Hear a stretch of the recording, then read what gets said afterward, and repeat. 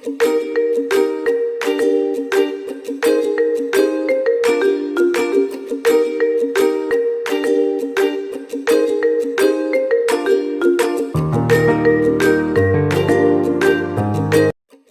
दोस्तों, मैं हूं सूर्यकांत, आपका उद्यान मित्र एंडलेस नेचर इस मेरे यूट्यूब चैनल में मैं आप सभी दोस्तों का स्वागत करता हूं।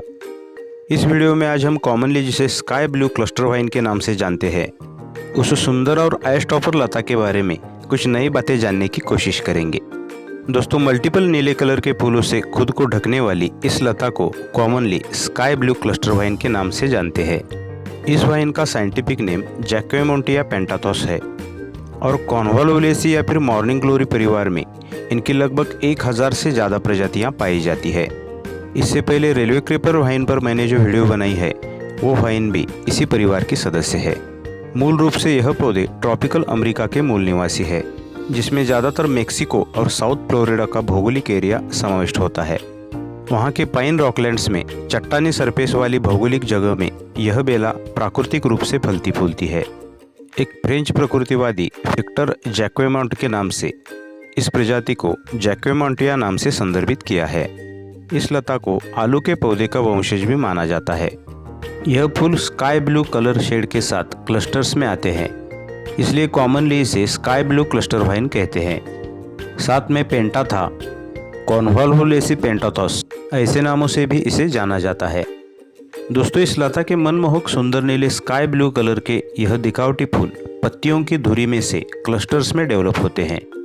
इनके क्लस्टर्स में लगभग 8 से 12 कलियां होती है। यह कलियां सुबह के वक्त खिलती है और इसीलिए इन्हें मॉर्निंग ग्लोरी परिवार से जोड़ा जाता है। कलियां खिलने के बाद लगभग आधे से 1 इंच डायमीटर में ओपन हो जाती है। इनकी 8 से 12 कलियों के गुच्छों से ज़्यादातर 1 से 2 फूल ही एक वक्त में खिलते हैं। इन फूलों में समान रूप से 5 पंखुड़ियाँ होती है। इन फूलों के सुंदर स्काई ब्लू पंखुड़ियों के साथ फूलों के गले में सफ़ेद कलर की शेड होती है। फूलों का स्काई ब्लू और वाइट कलर का कॉम्बिनेशन इन फूलों को काफ़ी अट्रैक्टिव बनाता है। अर्ली मॉर्निंग यह फूल खिलने लगते हैं और दोपहर तक पौधे पर यह खिले रहते हैं। दोपहर के बाद यह फूल बंद होने लगते हैं। इनफैक्ट यह फूल प्रकाश की तीव्रता अनुसार अलग अलग प्रादेशिक विभागों में शाम तक भी पौधे पर खिले रहते हैं, लेकिन जनरली ट्रॉपिकल जोन में दोपहर के बाद यह फूल बंद होने लगते हैं। इनके मुरझाए हुए फूल भी जब ज़मीन पर गिरते हैं तो रंगोली जैसे ज़मीन पर बिखर जाते हैं और मुरझाने के बाद भी ज़मीन की सतह पर ब्लू वाइट पार्टिकल्स की एक शेड क्रिएट हो जाती है। दोस्तों, यह स्काई ब्लू क्लस्टर वाइन एक पेरेनियल कैटेगरी की बेला है जो लगभग ईयर राउंड फ्लावरिंग करती है, लेकिन इसका मेन फ्लावरिंग सीजन या फिर इसका मैसिव फ्लावरिंग सर्दियों की शुरुआत से देर वसंत तक होता है। इस वक्त हमारे इंडिया में और पृथ्वी के उत्तरी गोलार्ध में सर्दियों का मौसम शुरू हो चुका है और नवंबर मंथ भी आधा बीत चुका है और मैंने शूट की हुई इस बेला पर जो मैसिव फ्लावरिंग हो रही है यह आप देख रहे हो। पूरी की पूरी बेला फूलों से भर चुकी है। नेचुरली दोपहर के बाद यह फूल बंद होने लगते हैं, इसलिए सुबह से दोपहर तक फूलों से नेक्टर चूसने के लिए हनी बीज और बटरफ्लाइज इन फूलों की तरफ काफ़ी तादाद में आकर्षित होती हैं।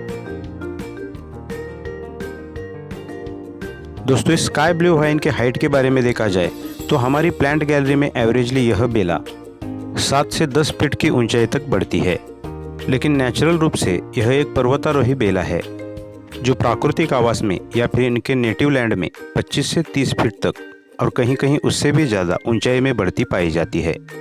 इनफैक्ट यह बात पोषण स्थिति और इस बेला को मिलने वाला मजबूत सहारा इस बात पर डिपेंड करती है।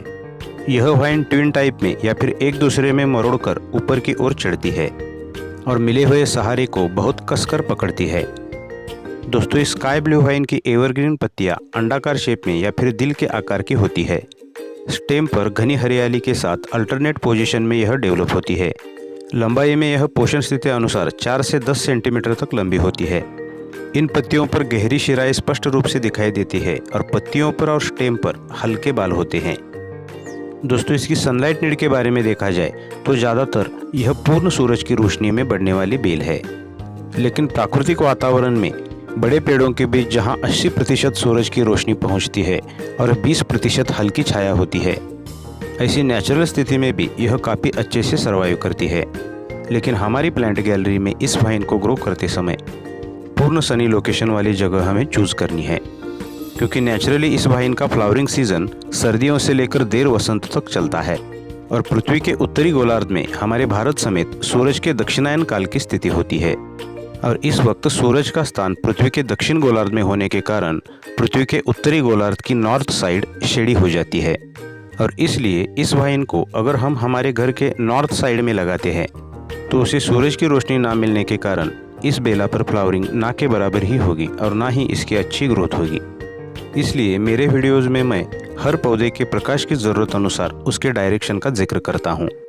जैसे कि स्काई ब्लू वाइन के लिए पृथ्वी के उत्तरी गोलार्ध में हमारे घर के साइड का बालकनीज का साउथ ईस्ट या साउथ वेस्ट लोकेशन होना चाहिए, क्योंकि इस वक्त सूरज के दक्षिणायन काल की वजह से पृथ्वी के उत्तरी गोलार्ध पर साउथ ईस्ट या साउथ वेस्ट लोकेशन पर सूरज की क्रॉस किरणें होती है। इसलिए हमारे घर के साउथ ईस्ट या साउथ वेस्ट लोकेशन में ही इस वाइन को हमें ग्रो करना चाहिए और ठीक इसके विपरीत पृथ्वी के दक्षिण गोलार्ध में भी नॉर्थ ईस्ट या नॉर्थ वेस्ट लोकेशन इस पौधे के लिए होना चाहिए। दोस्तों, इस स्काई ब्लू वाइन की सॉइल के बारे में देखा जाए तो इसे वेलरेन मिट्टी काफ़ी पसंद होती है, क्योंकि मूल रूप से यह लताएं साउथ फ्लोरिडा की आर्द्र भूमि में बड़े टीलों पर या फिर चट्टानों के बीच की जगह में प्राकृतिक रूप में फलती फूलती है। इसलिए हमारी प्लांट गैलरी में इसे खुली ज़मीन के बजाय जब हम पॉट्स या कंटेनरों में ग्रो करते हैं तब पॉटिंग मिक्स सॉइल में 1 पार्ट रिवर सैंड का होना चाहिए, जिससे मिट्टी अच्छी तरह से जल निकासी वाली बन जाती है और ज़्यादा का पानी गमलों के ड्रेनेज होल से बाहर निकल जाता है। गार्डन की खुली ज़मीन में एक्स्ट्रा वाटर ड्रेन आउट होने की कुदरत की खुद की व्यवस्था होती है।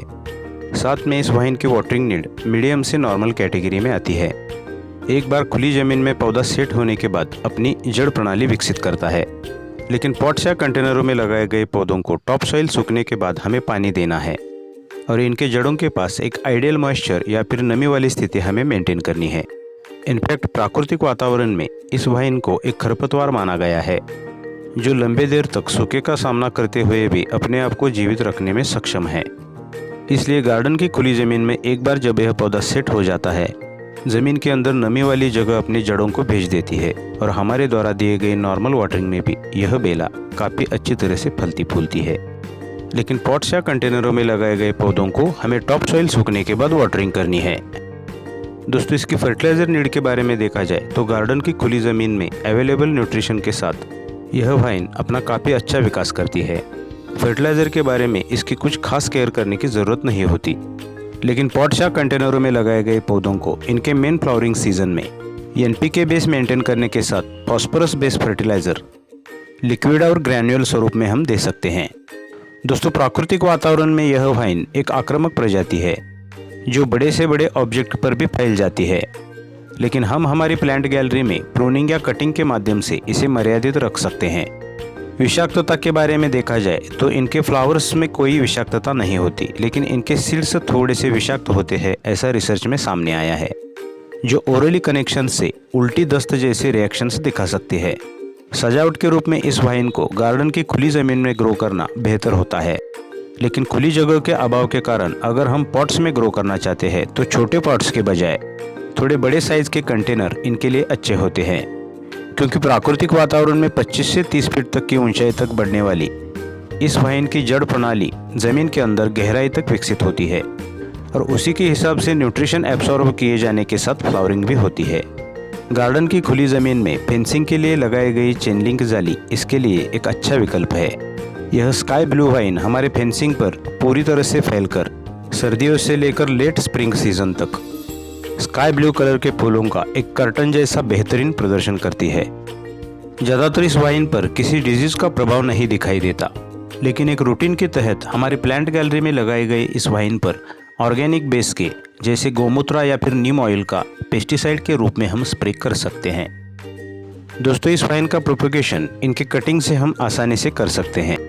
साथ में इनके मदर प्लांट्स पर लगे हुए फल पकने के बाद उसमें से सीड्स को कलेक्ट करके भी हम इस वाइन को ग्रो कर सकते हैं।